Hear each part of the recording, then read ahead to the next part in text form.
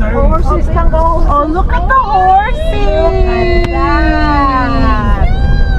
Oh my God. It's drinking time. I love it. Reception, right? Okay, who wants to check in with me? No one stay here. I just have to go get the key, okay? Some of the cactuses are like, no, of like flowering. Yeah, it's beautiful.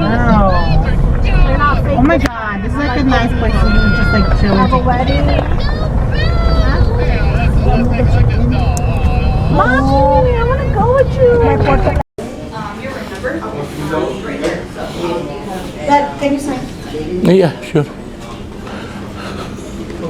Apat na pa. Okay, good. Awesome. Alright. So, right now you're here at the front desk, and up here in Roadrunner Ridge. There's a empty room. So you'll walk the parking lot to the left. If you're parked in the front, you're gonna go up to your right. You're gonna go up the hill. Park all the way back here. For Wi-Fi, it's TBGR. There's no password.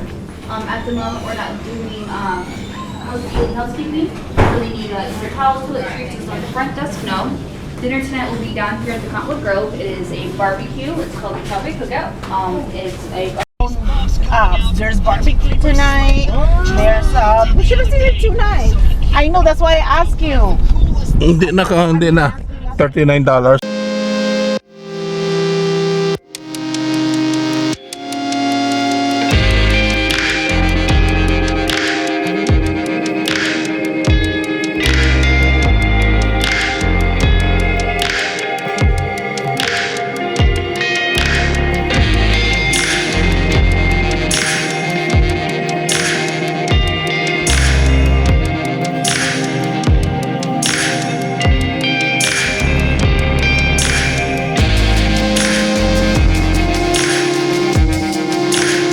Tanque Verde Ranch is one of America's all-time cattle and guest ranches. Tanque Verde is Spanish for grain tank or grain pole, and now designates all the area east of Tucson, rising into the Rincon Mountains. Heavily watered and with substantial artesian pressure, this location was an ideal desert watering hole.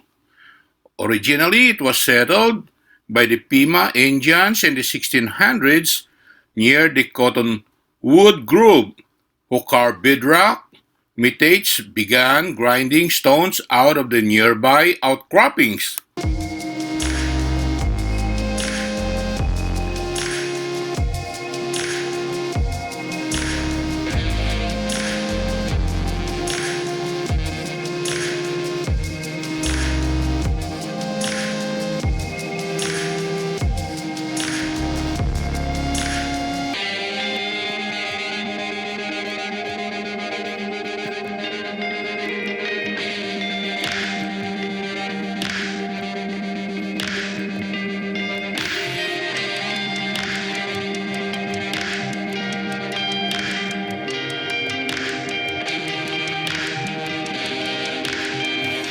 Don Emilio Carrillo, born in Santa Cruz, Sonora, Mexico, moved his family to Tucson in 1856, shortly after the Gadsden Purchase of 1853, which brought southern Arizona under the control of the United States. He started ranching in the Tanque Verde Valley in 1868, where he had the protection of Tucson's Fort Lowell patrols from the marauding Apaches. Carrillo became quite successful, which sought the attention of bandits who on May 7, 1904, raided the ranch demanding his money. They hanged him by his neck over the beam in the present-day cardroom. Somehow, Carrillo survived, but died 4 years later due to complication from the ordeal. His son, Rafael, assumed leadership but later sold the ranch to Jim Converse in the mid-1920s.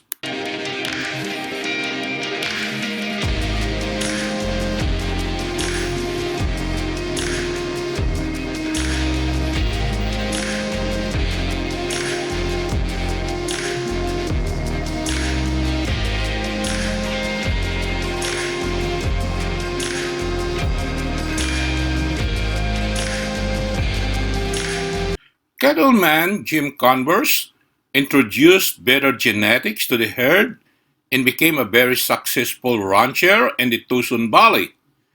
Following the example of the Eaton brothers and the Wolf, Wyoming, Jim built the present-day Ramada to welcome Easter guests to the Tanque Verde Ranch in 1928. Willing to pay a fee for the ranch life experience, these guests provided Jim with enthusiastic labor and much-needed cash. Being a brass cattleman, a dedicated hunter, and terrific raconteur, Jim was an exceptional host. Unfortunately, on September 29, 1945, after a few drinks at a local bar, he accidentally shot a Mexican cowboy. Enduring a controversial set of trials, he was ultimately convicted of manslaughter. The experience, however, sapped his enthusiasm and he sold the ranch in 1957 to Brown Coat.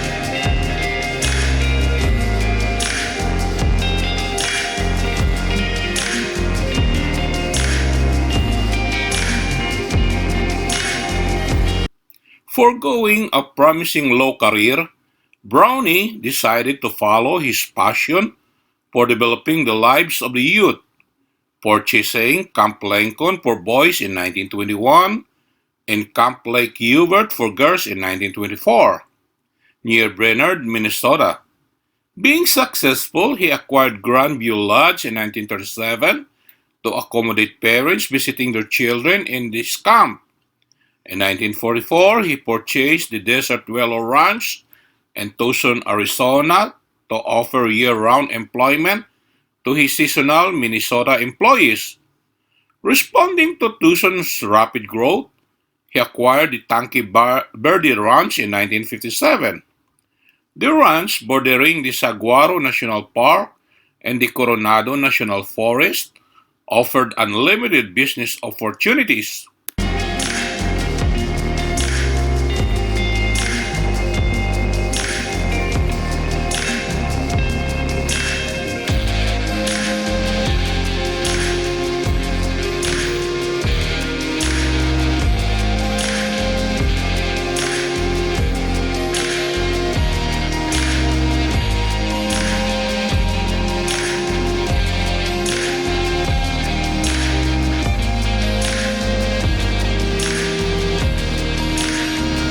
Brownie's son, Bob, took over management in 1969, having spent the 13 previous years overseas in a variety of countries. Bob decided to market heavily in Europe in the early 1970s and to remain open year-round. He and his wife Rita have introduced a wide range of activities to cater to the varied interests of multiple families now visiting the Tanque Verde Ranch. Retiring in 2009, Bob and Rita live on a property and are seen almost daily visiting with their many ranch friends.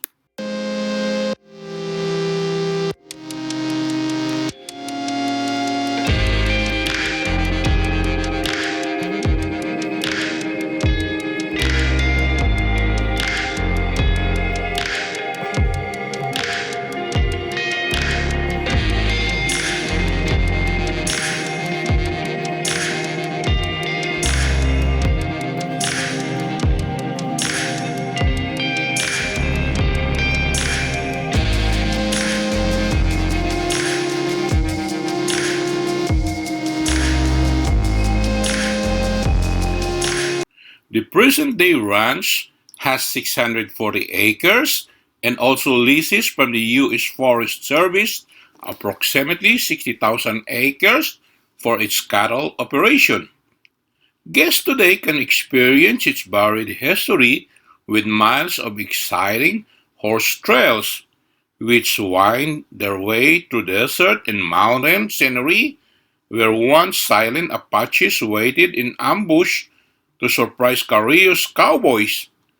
14 courts now lie in neat formation among the towering saguaro and ocateo, and the bright swimming pools sparkle in the Arizona sun, where converse Mexican vaqueros once roofed bowling steers.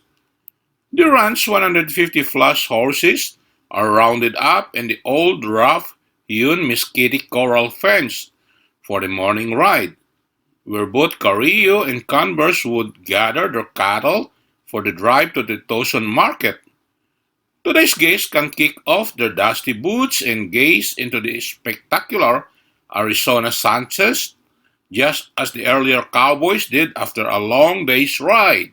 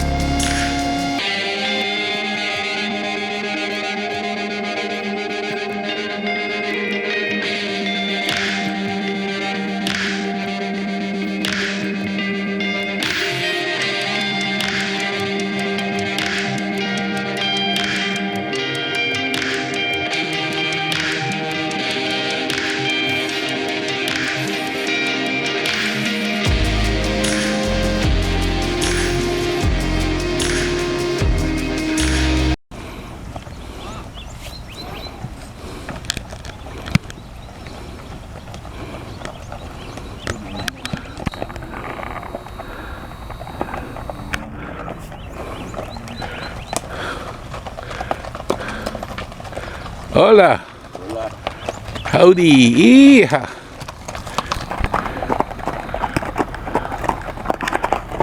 I'll just take the horse. Uh-huh. Hello. Enjoy. I'll just take the horse.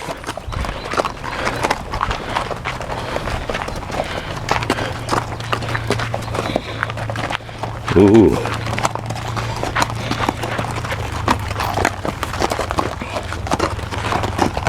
Hi. Oh, very big horse. Oh, this is tiny. Oh. Hello. Enjoy.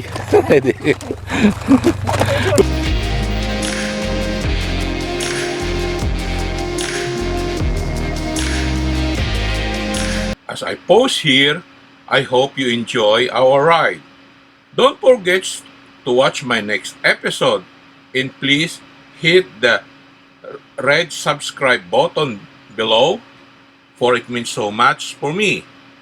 Until next time, thank you so much.